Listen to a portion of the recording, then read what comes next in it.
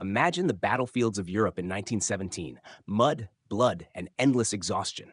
Millions are dead, millions more broken. The Allies are clinging to survival, their armies stretched thin, their people starving. And across the Atlantic, America watches. But what if America never sent its soldiers over there? What if the United States stayed neutral in World War I? No doughboys charging into the trenches of France. No Wilson preaching about making the world safe for democracy. No tidal wave of American money and manpower tipping the balance of the war. Would Germany have triumphed? Would Europe's map look completely different? And how would America's future, its economy, politics, even its place in the world, have been rewritten? Stay with me until the end of this video, because the answer reshapes not just World War I, but the entire 20th century. Let's start with the point of departure. In our reality, America entered the war in April 1917. German unrestricted submarine warfare sank U.S. ships, killing civilians. Then came the infamous Zimmermann telegram, where Germany offered Mexico U.S. territory if it joined the war against America. Public outrage boiled, and President Woodrow Wilson asked Congress for a declaration of war, framing it as a fight to make the world safe for democracy. But history often hinges on fragile moments. Imagine a different outcome. Wilson, known for his caution, resists the growing pressure. He convinces Congress to avoid war. Perhaps he calculates that America is unprepared militarily. Perhaps isolationist sentiment wins out among the public, who see Europe's bloodshed as none of their business. Maybe the Zimmermann telegram never becomes widely publicized, or submarine warfare claims fewer American lives. In this alternate path, America does not declare war. Neutrality becomes the watchword of Washington. The United States continues to trade with both sides, but refuses to commit soldiers. The moral crusade of making the world safe for democracy never enters the political lexicon. And with this single decision, the dominoes of history begin to fall in a completely new direction. The first impact is immediate. No 2 million American soldiers arriving in France. No tens of billions of dollars in U.S. loans and aid flowing to Britain and France. The Allies, already stretched to breaking point, are left standing alone. The key question emerges. Without American intervention, how long could Britain and France survive? Let's look at the war without America. By 1918, Europe was a continent on the verge of collapse. France had endured 4 years of bloodletting. Entire generations of young men had been wiped out. Britain, cut off from food imports by German U-boats, was rationing and facing shortages. Italy was crumbling after defeats on the front against Austria-Hungary. In our history, America's entry was a lifeline. Fresh divisions, fresh food, fresh supplies. The knowledge that millions of Americans were arriving boosted Allied morale while crushing German hopes. But in this alternate timeline, that lifeline never arrives.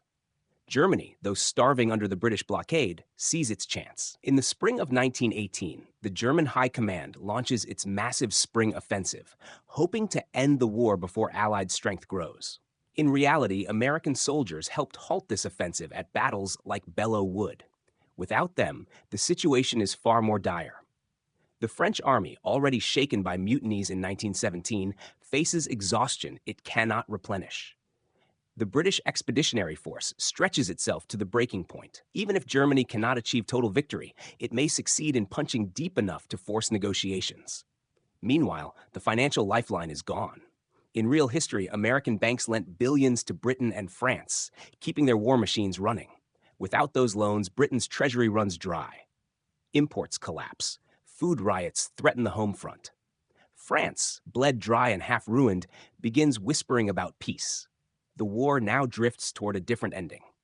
Instead of an Allied victory in November 1918, we are more likely to see a stalemated peace, a negotiated settlement born from exhaustion. The Allies cannot push Germany back. Germany cannot force its way to Paris or London. Both sides, too battered to continue, seek terms. And here lies the great payoff. Without the United States, World War I does not end in triumph for the Allies. It ends in compromise. But what about the peace settlement? In our timeline, the Treaty of Versailles was dictated by the victors, with America sitting alongside Britain and France as they imposed crushing penalties on Germany.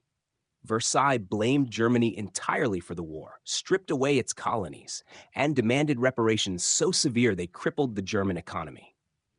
This humiliation created fertile ground for resentment, extremism, and the eventual rise of Adolf Hitler. But without America, Versailles as we know it never happens. Britain and France, drained and unable to dictate harsh terms, cannot impose such total punishment. Germany, though weakened, is not defeated on the battlefield. Its armies were still deep in France when the war ended. Its leaders can claim they fought the Allies to a standstill. This means the treaty in our alternate world looks very different.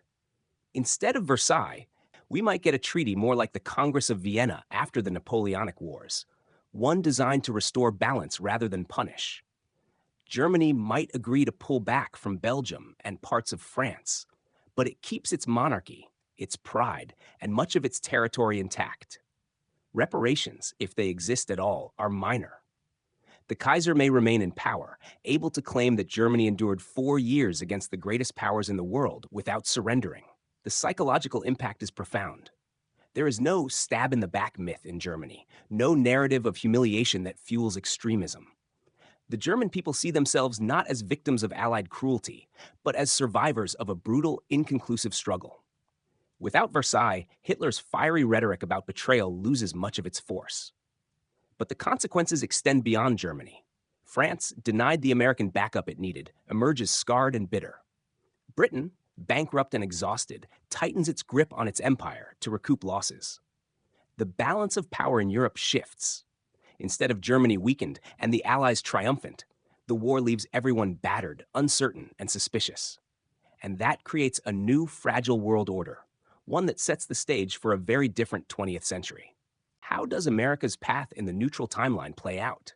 So far, we've seen how U.S. neutrality shifts the outcome of World War I itself, ending not in Allied victory, but in a fragile compromise. But what about America? What becomes of the United States when it avoids sending its sons into the trenches of Europe? The first and most obvious difference is casualties, or rather, the lack of them. In our reality, more than 100,000 Americans died in World War I, and hundreds of thousands more were wounded. Entire families lost their sons, husbands, or fathers in a war that many Americans had felt wasn't theirs to fight in the first place. In this alternate timeline, those lives are never lost. The physical and psychological scars of the war do not haunt American veterans. Instead, a whole generation of young men remains at home, building careers, families, and communities. This means the social atmosphere of the 1920s looks very different. Without the trauma of war veterans returning home, America may not experience quite the same degree of cultural upheaval. The lost generation of disillusioned writers and artists, Hemingway, Fitzgerald, and others, may still exist, but their themes of disillusionment after the Great War are far less pronounced. Jazz still flourishes, prohibition still happens, but the cultural mood is less haunted, more confident, and possibly more isolationist. Then comes the economy. In our timeline, the war transformed America into the world's creditor nation. By 1919, European powers owed the U.S. billions of dollars. Wall Street began to replace London as the financial capital of the world. But in this alternate reality, those loans were never made, because America never financed the Allies on the same scale.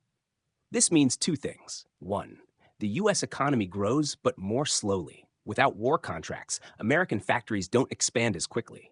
The boom of the 1920s might be less dramatic. Two, the U.S. dollar does not yet dominate global finance. London remains stronger as a financial hub. America is prosperous, but not yet the global banker of last resort. Politically, Woodrow Wilson's dream of shaping a new world order evaporates. In our reality, Wilson attended the Versailles negotiations and tried to create the League of Nations. In this alternate timeline, without American entry, Wilson has no seat at the table. The League of Nations is either never born, or it exists as a weak European experiment without U.S. involvement. Isolationism grips America more tightly than ever. The payoff here is clear. The U.S. emerges from the 1910s untouched, wealthy, and convinced that neutrality works. Why get entangled in Europe's wars when staying out preserved peace, prosperity, and lives? Americans, seeing the devastation across the Atlantic, double down on the belief that their destiny lies not in global leadership, but in guarding their own hemisphere. But this short-term comfort comes with a long-term price. Because if America retreats into isolation, who fills the vacuum in Europe and beyond? That takes us to the next chapter, the road to World War II. World War I in our timeline ended with Germany humiliated, Italy dissatisfied, and Japan resentful. These frustrations fueled the rise of fascism and militarism in the 1920s and 30s. But in our alternate timeline, with no Versailles Treaty and no American involvement, the path looks different. Germany does not suffer the same crushing reparations. Its monarchy may survive intact, or perhaps it transitions to a constitutional system without the stigma of surrender. Nationalism remains strong, but it is not poisoned by the bitterness of Versailles. Hitler, who built his career on railing against betrayal and humiliation, may never gain traction. The Nazi Party may remain a fringe movement or fail to rise at all. But here's the twist. Even if Hitler never comes to power, Europe does not escape danger. Germany is still powerful. France is weaker than in our history, having fought without American support. Britain is financially exhausted. Russia, meanwhile, still undergoes its Bolshevik Revolution in 1917, emerging as a communist state. The battle lines of ideology, fascism versus communism, democracy versus dictatorship, may form differently, but they still exist. So what about a second world war? Without Versailles, perhaps we don't see Hitler's Germany. But we might see a different German government pushing for influence in Eastern Europe. We might see continued rivalry between Britain and Germany, or between Germany and Russia. Another great conflict in Europe remains likely, but its players and causes shift. And America?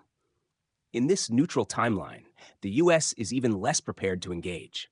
In our reality, America in the 1930s clung to isolationism despite its role in World War I. In this alternate world, the belief in staying out of Europe's affairs is even stronger. The lesson of neutrality working in the Great War reinforces a dangerous complacency. Americans might look at any European conflict in the 1930s and say, let them fight it out. We don't need to be involved. The payoff here is unsettling. If another world war erupts in Europe, America may hesitate even longer to join. It might stay out until it is directly attacked or until the war threatens its own shores. This means a future conflict could rage unchecked for years before the United States finally awakens.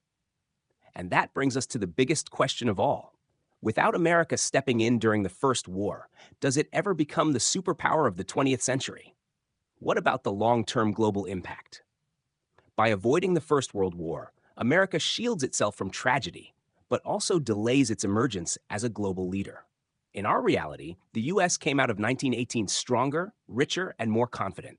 Its industries dominated, its loans made it the world's banker, and its ideals, however imperfectly realized, were planted on the world stage.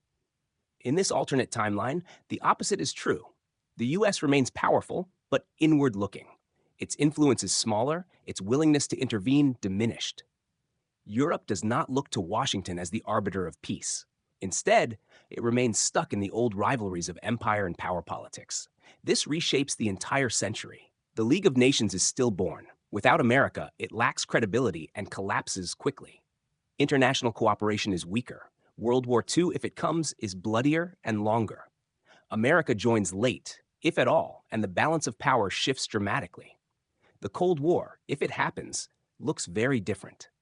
Without America as a global leader after World War II, the Soviet Union may dominate Europe more easily, or Britain struggles alone as the last major Western power.